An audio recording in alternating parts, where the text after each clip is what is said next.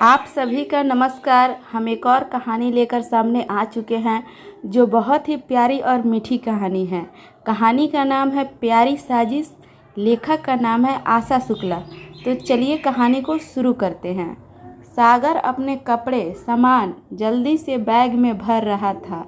लगता था कि वह बहुत जल्दी में है। तभी माँ ने एक फ़ोटो हाथ में लेकर कमरे में प्रवेश किया।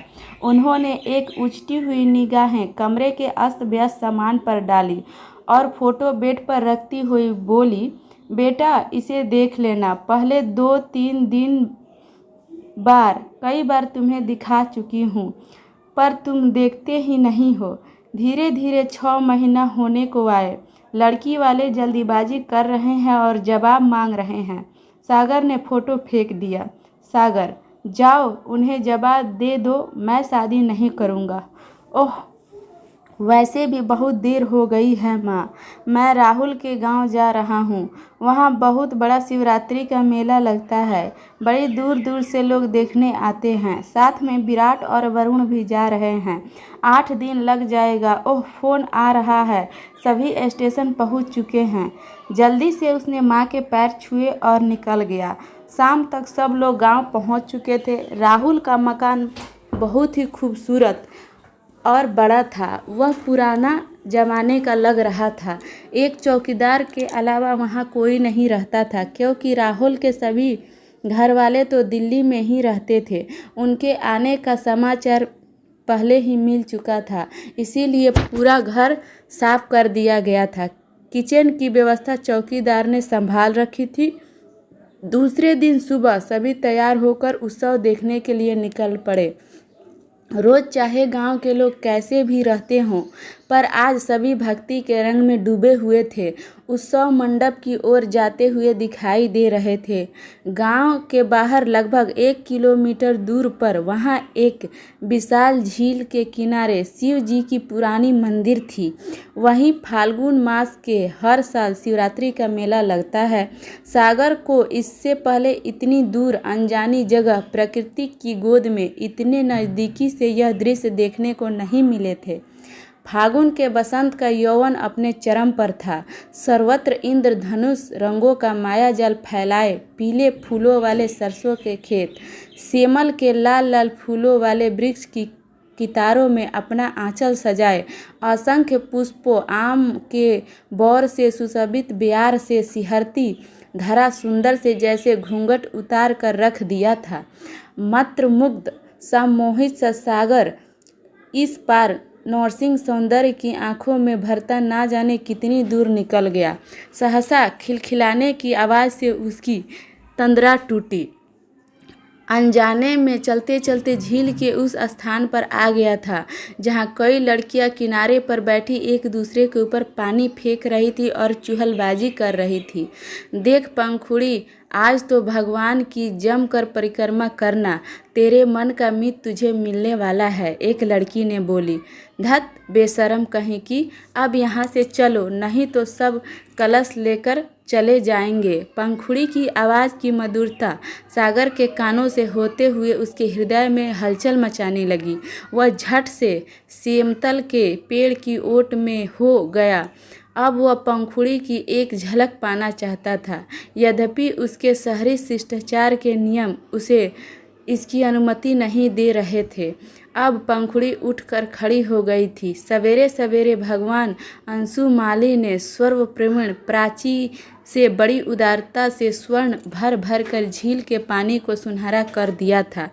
पेड़ों के पत्तों से छन छन कर आती हुई धूप ने पंखुड़ी के गालों और बालों में लगे लाल लाल फूलों के गुच्छे ने एक अद्भुत रंग संयोजना रच दी थी। बड़ी बड़ी आँखों की बड़ी पलकों को झुकाए घुंघराली लटों को समेटती वह धीरे सागर के हृदय में आकर बैठ गई थी। सागर मन ही मन कह उठा, बस तुम्हारी ही तो कल्पना कर रहा था मैं, तुम्हारी ही तलाश में तो मैं भटक रहा था। कहाँ घूम रहे हो? कितनी देर से हम तुम्हें ढूंढ रहे हैं। यहाँ क्या कर रहे हो? यह वरुण की आवाज़ थी। वो मैं सागर कहते हुए अटक कर बोलने लगा। वो मैं क्या, कुछ भी तो नहीं है यहाँ। विराट हंस रहा था। चलो यारो, इसको ले चलो, यह तो भांग खाया मालूम पड़ रहा है। सभी लोग मंदिर की परिक्रमा को देखने चले गए। हर हर महादेव का गगनभेदी जय घोष करते लोगों का जत्था अब लौट रहा था। उसके बाद महिलाओं की टोली कोई गीत गाते हुए वापस गांव की ओर जा रही थी। सब पीले लाल रंग के वस्त्र पहने हुए थे। उनमें सबसे पीछे पंखुड़ी धीरे धीरे जा रही थी। सहसा उसने पीछे मुड़कर सागर की ओर देखा। नज़र टकराते ही उसने जल्दी से अपना चेहरा घुमा लिया। जाने में या अनजाने में पता नहीं, उसके गीत की आवाज़ क्रमशः धीमी होती जा रही थी, पर ऐसा लग रहा था कि जैसे गीत की टूटी हुई कड़ियाँ यहीं गूंज रही है। मेले में घूमते घामते थक कर सभी लोग शाम को लौट आए। खा पी कर विराट, राहुल, वरुण सोने चले गए, पर सागर की आंखों में नींद नहीं था। आज सागर अपने भविष्य के बारे में सोच रहा था। इकलौता बेटा होने के कारण उसकी हर जिद पूरी की गई थी, जिसके कारण वह जिद्दी हो गया था। जब भी उसके मन में बात होती वह कह देता और वो पूरा हो जाता था। क्रोधित हो जाता था और धृष्टता पर उतर आता था अगर कोई उसकी बात नहीं मानता था तो। कितनी उमंग अभिलाषा से माँ ने उसके विवाह का सपना संजोया था, उसे भी वह बराबर तोड़ता आ रहा था। वह भी अकारण, वह स्वच्छंद रहना चाहता था। वही कहता आ रहा था कि मैं अपने पैरों में बेड़ी नहीं डालने दूंगा। अब इस अनजान लड़की के बारे में वह अपने माता पिता को क्या बताएगा? क्या वह मानेंगे? मैंने कितनी बार उनके दिल को दुखाया है। यही सोच सोच कर धीरे धीरे उसे नींद आ गई। दूसरे दिन अपने साथियों के साथ वह फिर से मंदिर में था। वहाँ से उसके कदम फिर वहीं बढ़ते चले गए। आज उस स्थान से कुछ दूर हटकर वृक्षों लताओं के बड़े से झुरमुट को साफ करके जगह बनाई गई थी। बाहर से कुछ ज़्यादा दिखाई दे नहीं रहा था, पर बीच में काफ़ी जगह थी। किसी नाटक का पूर्वाभ्यास किया जा रहा था। कुछ भी दिखाई न देने के कारण वह एक छोटे से जामुन के पेड़ पर चढ़ गया। अब सारा दृश्य साफ दिख रहा है। उनकी बातचीत में उसे यह भी मालूम हो गया था कि सहेलियाँ गौरी, मीनाक्षी और नंदिनी हैं। बहुत ही करुण प्रसंग है। राधा कृष्ण के नाटक का मंच किया जाएगा। राधा, कान्हा कान्हा कहाँ छुपे हो? सामने क्यों नहीं आते? कृष्ण, मैं सामने ही तो हूँ, तुम ही तो नहीं ढूंढ पाती हो। अचानक संतुलन बिगड़ने से धड़ाम की आवाज़ से सागर नीचे गिरा। सभी लड़कियां एकदम हड़बड़ा गई और मामला समझने पर ठहाका मारकर हंसने लगी। गौरी, देख पंखुड़ी, तेरा प्रेमी सीधे आसमान से आया है। बेचारा कब से तुझ पर डोरे डाल रखा है। मीनाक्षी, जरा हम पर भी नज़र डाल लो, क्या हम बुरे हैं? सागर ने देखा जब सब कुछ प्रकट हो ही गया है तो उसकी झेप निर्भकता में परिवर्तन हो गई। वह धूल झाड़ते हुए उठा और कहा, हाँ जी, आपकी इस पंखुड़ी के कारण ही आज मेरी यह हालत हुई है। पंखुड़ी ने न जाने क्या जादू किया है कि मैं उसके बिना कुछ सोच नहीं पाता हूँ। नंदिनी, पर बाबूजी, आपको और पंखुड़ी का क्या मेल? यह बेचारी गरीब, अनपढ़, भोली भाली और आप शहर। सुना है वे छलिया होते हैं शहरी वाले। क्या आपके माँ बाप पंखुड़ी को अपनाएंगे? सागर को झटका लगा। क्या पंखुड़ी बिल्कुल अनपढ़ है? लेकिन फिर प्यार जीत गया। सागर, मैं पंखुड़ी से ही शादी करूंगा, चाहे कुछ भी हो। अब पंखुड़ी ने अपनी झुकी पलकें उठाई। क्या आप वचन देते हैं? पंखुड़ी का हाथ अपने हाथ में लेकर सागर ने कहा, पंखुड़ी, मैं वचन देता हूँ, तुम्ही से शादी करूंगा। संध्या उतरने लगी थी। अस्तांचलगामी सूर्य सिंदूरी आभा बिखेरने रखा था। पंखुड़ी का चेहरा और सिंदूरी हो गया था। वह जाते जाते बोली, नाटक जरूर देखने आना, अभी तो अभ्यास चल रहा है। उत्सव के अंतिम दिन नाटक का मंच हुआ। गांव के सरल शांत जीवन में अभ्यस्त ग्रामीण बड़ी संख्या में उपस्थित हुए।